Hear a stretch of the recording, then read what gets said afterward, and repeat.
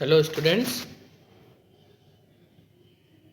हमने जो fifth chapter पढ़ा था वाक्यली वाला, उसके आज क्वेश्चन आंसर हम कंप्लीट करेंगे। तो उससे पहले आप ये थोड़े से शब्दार्थ जो हैं, इन शब्दार्थों को अपनी कॉपी में लिख लेना,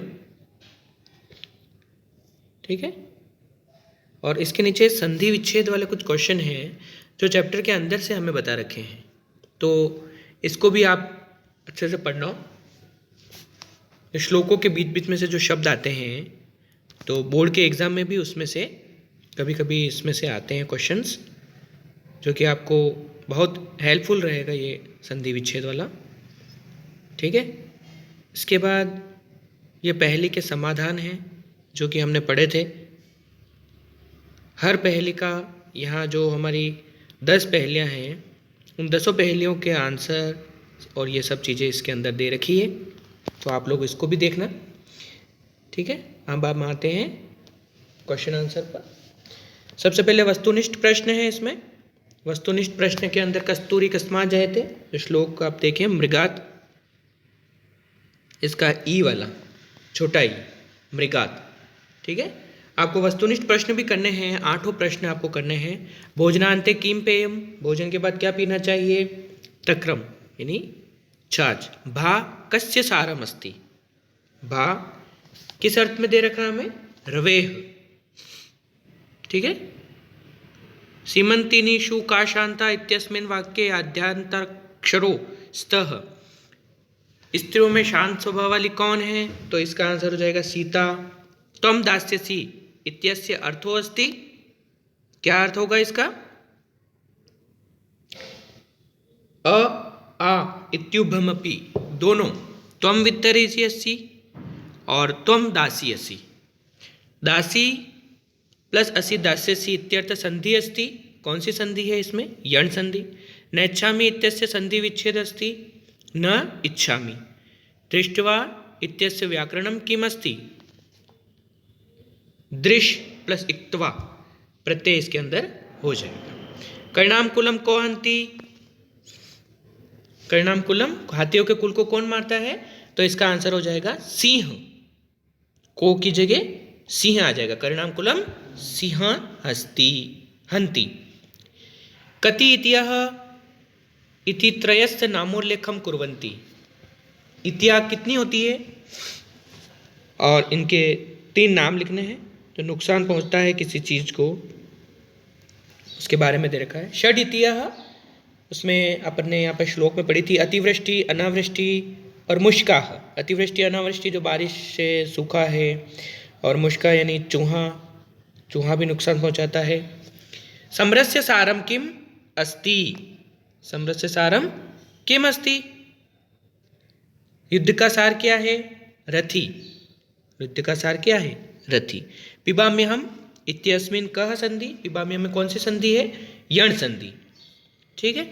नेक्स्ट क्वेश्चन है हमारा, द्रोणः हर्षम उपागतः, अत्र द्रोण शब्दस्य अर्थद्वयं किम अस्ति, द्रोण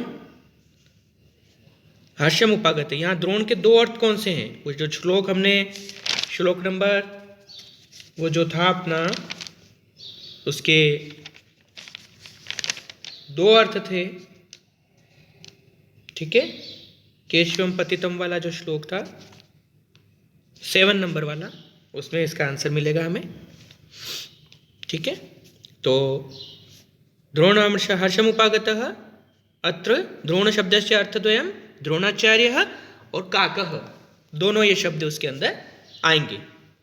कम बलवंतम न बाधते शीतम, किस बलवान को शीत पीड़ा नहीं देती, तो कम बलवंतम न बाधते शीतम, जिसके पास कंबल है तो वो शीत ऋतु से अपनी सुरक्षा कर लेगा। कम बलवंतम न बाधते शीतम, किस बलवान को शीत पीड़ित नहीं करती, कंबल युक्त व्यक्ति को, ठीक है। कम बलवंतम न बाधते शीतम। कम संजगान कृष्ण, कृष्ण ने किसको मारा, कंस को, कंसम संजगान कृष्ण। संजगान यत्र कः उपसर्ग, संजगान में कौन सा उपसर्ग है, तो सम उपसर्ग, सम जगान, ठीक है। ये आपके क्वेश्चन आंसर लघुत्तरात्मक कंप्लीट हुए। अब निबंधात्मक प्रश्न में 2 हैं। पहला, भोजनांते च, ये जो अपना सेकेंड वाला श्लोक था, उस पहली का हिंदी अनुवाद लिखना है, जो कि मैंने आपको अनुवाद लिखाया था उसमें बता दिया था, तो आपको ये अभी नहीं करना है। भोजनांते किम पेयम वाला जो पहली थी उसका अस्या प्रहेलिकायाः हिंद्या विवरणम कुर्वन्तु, हिंदी भाषा में जो अनुवाद है वो करना है हमें, ठीक है। और सेकेंड वाला जो श्लोक है वो पहली है केशवम पतितम दृष्ट्वा, ये वाला, केशवम पतितम दृष्ट्वा द्रोणः हर्षम उपागतः रुदन्ति कौरवा सर्वे हा हा केशव केशव। इसका हमें संस्कृत में अन्वय लिखना है, इसका संस्कृत अनुवाद लिखना है। जो श्लोक है इस पहले का संस्कृत में विवरण लिखना है। तो ये मैंने आपको जो नोट्स भेज रहा हूँ मैं आपको, उसके अंदर मैंने ये करा दिया है आपको। संस्कृत व्याख्या श्लोक की भी बोर्ड में आती है, तो ये आपको क्वेश्चन करना कंपलसरी है, ठीक है। और ये जो वस्तुनिष्ठ प्रश्न के आंसर दे रखे हैं वो यहाँ हमारे चैप्टर के पीछे जो उत्तरमाला है उसके अंदर दिए हुए होते हैं। तो ये हमारा आज 5th चैप्टर कंप्लीट हुआ है। अब हम ग्रामर का कोई व्याकरण का कोई टॉपिक पढ़ेंगे नेक्स्ट क्लास में, ठीक है। तो यहाँ तक आप अपना काम कंप्लीट कर लीजिएगा, ठीक है बेटा, ओके।